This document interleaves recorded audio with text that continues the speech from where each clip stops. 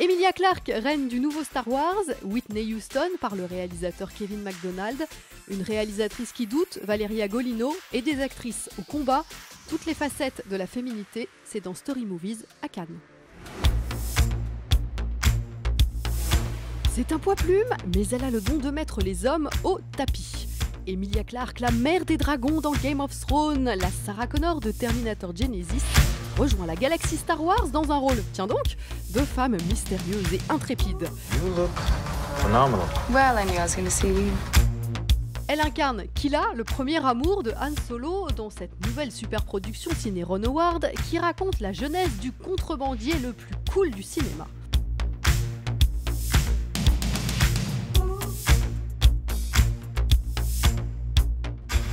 Emilia, is that written on your contracts that you can only be part of mythical sagas? And did you dream, when you were dreaming of becoming an actress, was it in front of these types of movies or more in front of small, little independent films? No, it's definitely not in my contract. And I have done a bunch of indies, but such is the life of an indie, wouldn't be asking me about them. When I was a kid, I just dreamed of being an actor. I don't think I dreamed of being anything specific other than just acting. So this is definitely a circumstance I find myself in. I'm not quite sure how.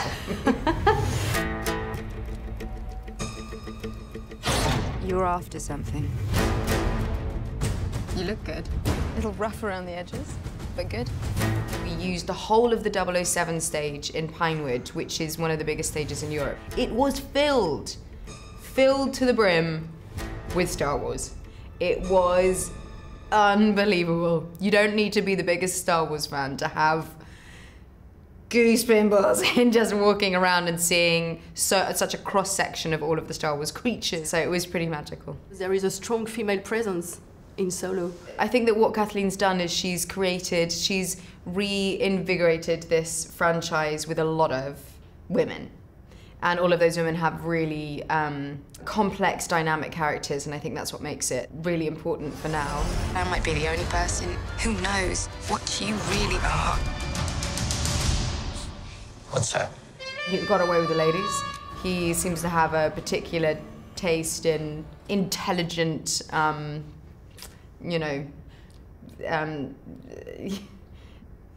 fierce women. Let's put it that way.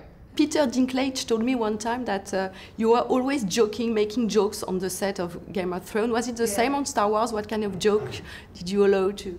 Yeah, no, it definitely was. Especially, we filmed it for quite a while, so there was plenty of time. There was plenty of time for jokes. Yes, we had a really fun cast. Woody Harrelson is hilarious. Donald is brilliant. Alden is it's just very silly. I think we all shared a very similar sense of humour, which kind of kept the set quite buoyant. And if you have to keep one image of this experience? It would probably have to be on the Falcon. We all had some really fun times crammed into the cockpit. So yeah, I think it would probably be from that.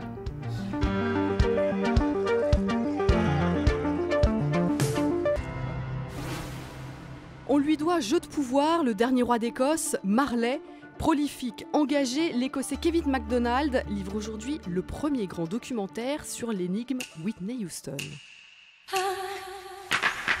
Can you make a serious film about somebody who nobody takes seriously?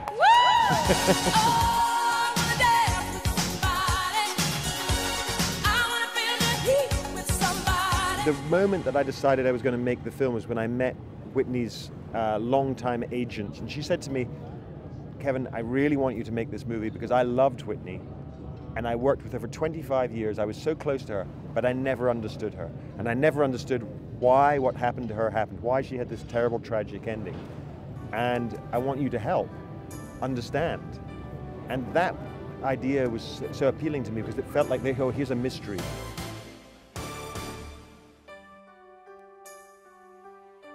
So I tried to make her life story like a detective story. Nobody could touch Whitney as far as singing. He said, Mom, she taught Whitney everything she knew about how to use that voice. You had 3 places to sing from. Heart, mind, guts. She learned them all. I'm not sure if there's a hero, really. I think there are people who are misunderstood, people who are not who you thought they were. I think Bobby Brown, who was famously her husband, who everyone said, oh, he brought her down, he introduced her to drugs, she was this perfect princess until this awful guy came into her life. You realize that's not true. He's actually a rather pathetic character, a weak character, I think. And the sad part is that she actually brought herself down to be on his level, and so wanted his love. Let's go. People think it's so damn easy. And when the night falls, and it's not. It'll be all right, Peter.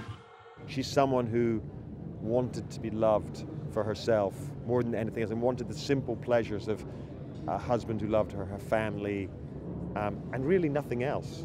And yet somehow couldn't get those things. So I think that makes it a very universal story, actually. She was a little girl wishing upon a star, always trying to find her way back home.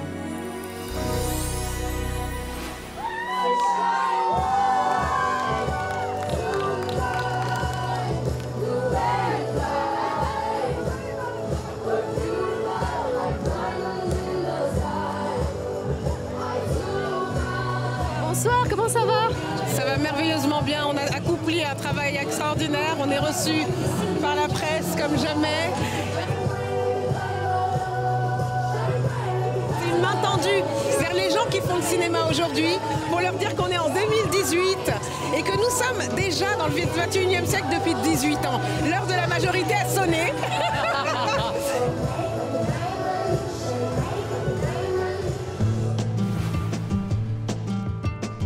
Actrice, réalisatrice, icône, Valeria Golino est de retour sur la croisette pour présenter son deuxième film derrière la caméra, Euphoria.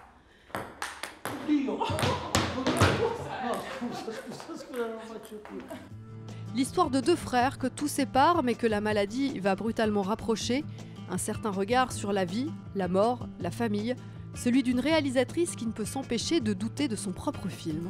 J'ai vu pendant des mois et des mois qu'il y a les défauts.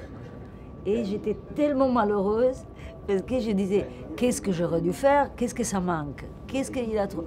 Je pensais qu'il y a ça. Mais ça, c'est une étape d'un film où il faut être comme ça parce que sinon, les films n'arrivent pas à avoir sa forme.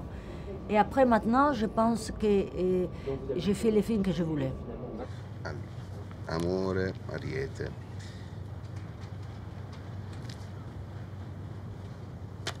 Te lo leggo, però... Dai. Abbiate cura dei vostri amici pelosi. C'è scritto qua, non è che me lo sto inventando. Vabbè, lasciamo stare l'oroscopo. Ton goût personnel sur le cinéma, tu voudrais toujours les traduire sur tes films. Mais après, c'est pas vrai, tu peux pas faire ça.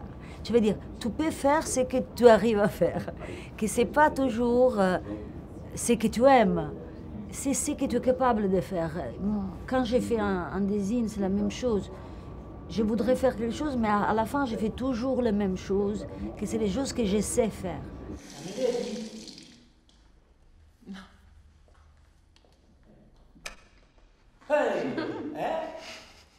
Figo, hein?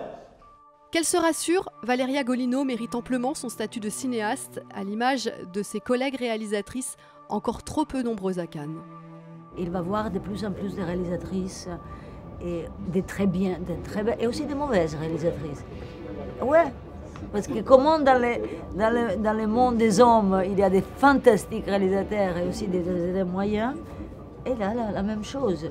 Et alors, il faut avoir la même sévérité avec les femmes. Ça, j'aime pas si on est plus indulgente avec une femme réalisatrice. Ça me donne honte. Il faut être la même chose et ça va arriver.